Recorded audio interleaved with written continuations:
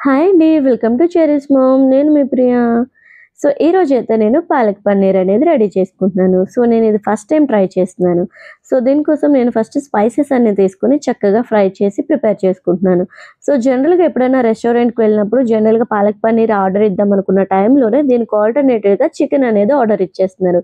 So, దానివల్ల దీన్ని ప్రతిసారి నేను మిస్ చేసుకోవాల్సొస్తుంది.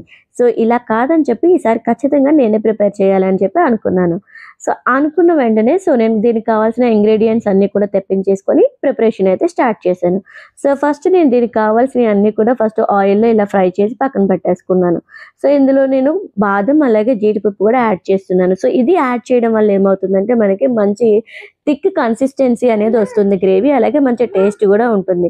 సో, ముందు రోజే నేను పాలక్ అనేది తెప్పించి పక్కన పెట్టేసుకున్నాను. సో, పాలక్‌ని ఎప్పుడు కూడా మనం మరీ ఓవర్‌గా కుక్ చేయకూడదు. సో, దీన్ని హాట్ వాటర్‌లో ఒక 2 మినిట్స్ బాయిల్ చేసి సాల్ట్ ఏసి బాయిల్ చేసుకుంటే సరిపోతుంది.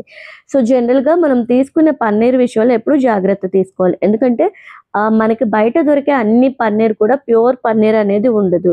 సో, నేనైతే ఖచ్చితంగా మనకి పాలు దొరుకుతాయి గదండీ కేంద్రాల్లో. సో, అక్కడి నుంచి తెచ్చుకున్నాననమాట. అక్కడైతే ప్యూర్ దొరుకుతుందని. సో, నేను ఇలాగ పేస్ట్ అంతా గూడా ప్రిపేర్ చేసేసుకొని పాలక్ పన్నీర్ అనేది రెడీ చేసేసుకుంటున్నాను.